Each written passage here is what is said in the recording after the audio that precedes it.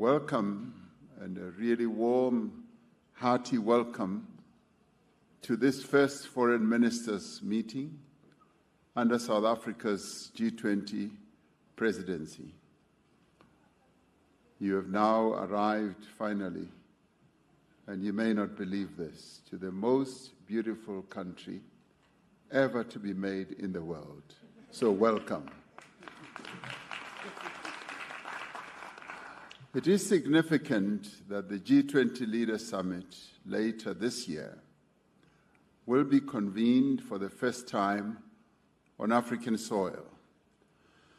This, in many ways, highlights the growing importance of the African continent in global economic, political, and environmental discussions that are ensuing around the world.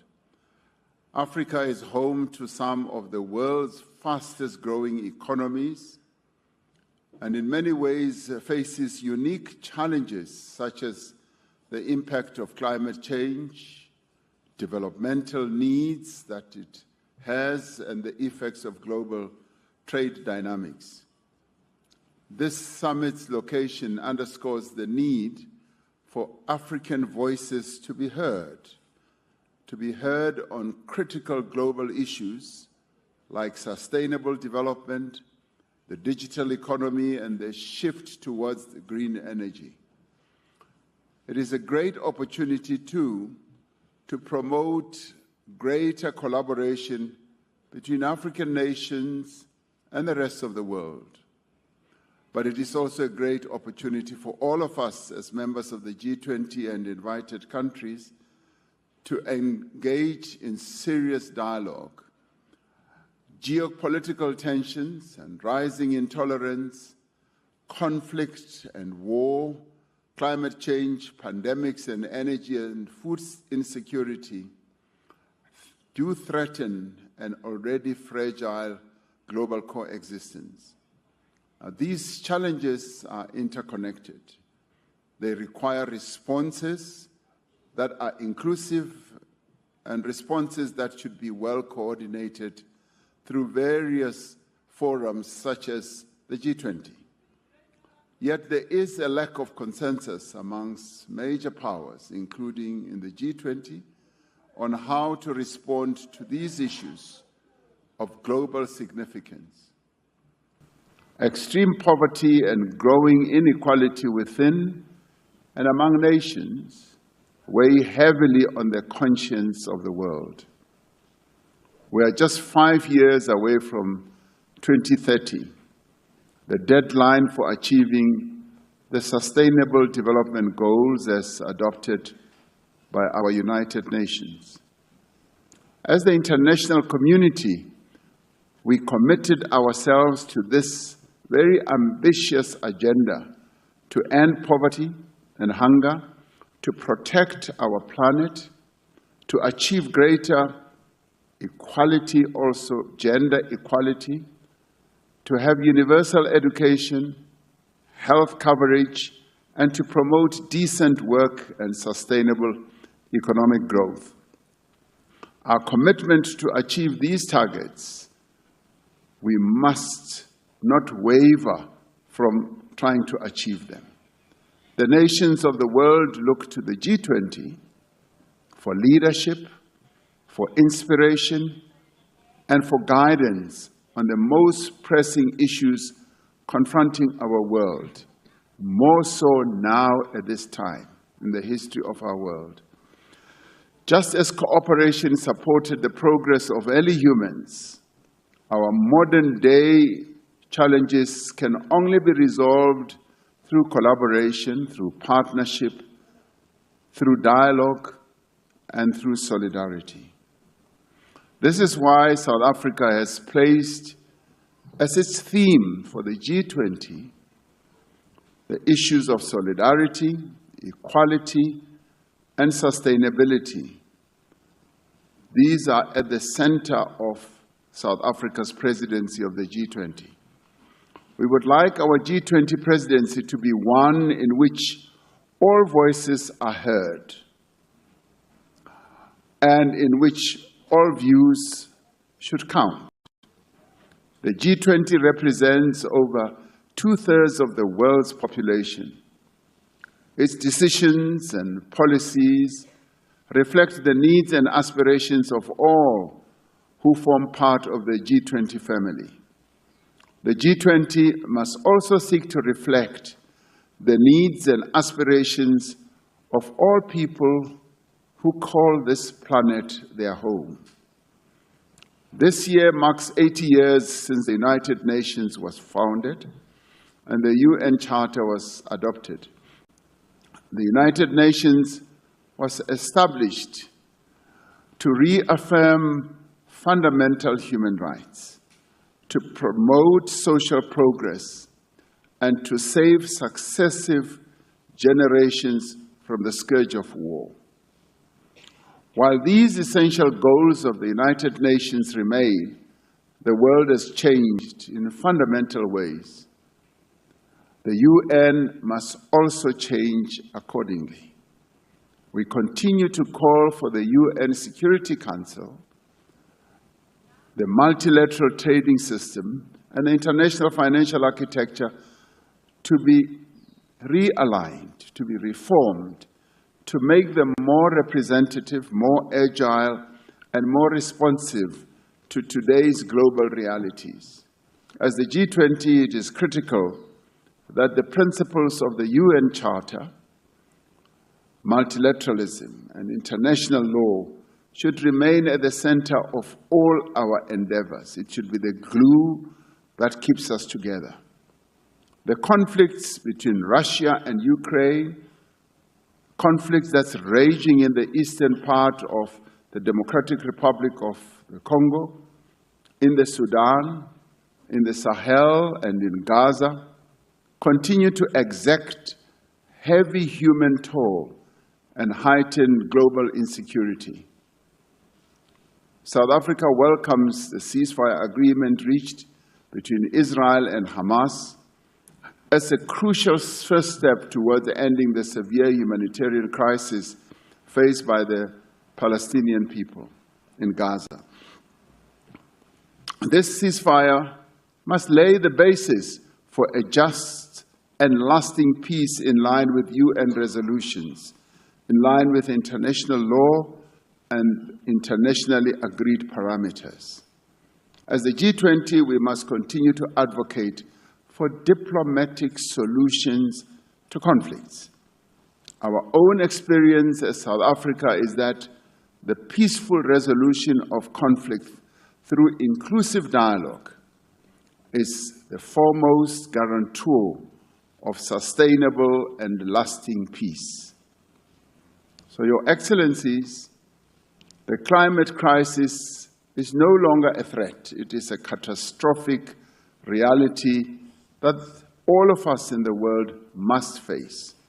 Last year, global average temperature exceeded 1.5 degrees Celsius above pre-industrial levels or industrialization levels for the first time. The impact of climate change places a disproportionate and unjust burden on the poorest as well as the most vulnerable. As the G20, we must seize this opportunity of crisis to innovate and drive sustainable solutions. We must remain true to the original G20 mandate of promoting strong, sustainable, as well as balanced and inclusive growth. In line with this mandate, South Africa has identified 4 priorities for its G20 presidency. These are issues we would like all of us to engage with. Firstly, we should take action to strengthen disaster resilience as well as response. We are on a continent that continues to suffer major and catastrophic climate disasters. Climate-induced natural disasters affect countries around the world, but we feel them acutely on this continent as well. But they have a particularly devastating impact on countries that cannot afford the costs of recovery and rebuilding. We will call on G20 leaders to urge the global community, including international financial institutions, as well as developmental or development banks, and the private sector to scale up post-disaster reconstruction. Secondly, we should take action to ensure debt sustainability for low-income countries.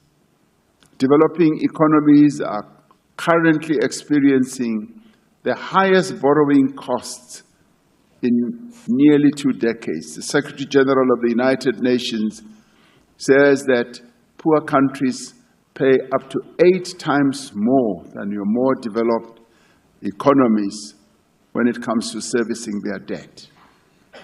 Debt payments are essentially crowding out vital domestic expenditure and diverting critical resources away from those countries' development.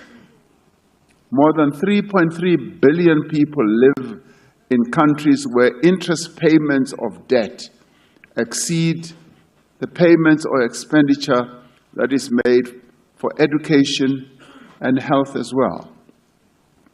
The G20 needs to renew its efforts to advance debt sustainability with a particular emphasis, yes, I would say on African countries, but more broadly on countries in the global south who continue to face those challenges.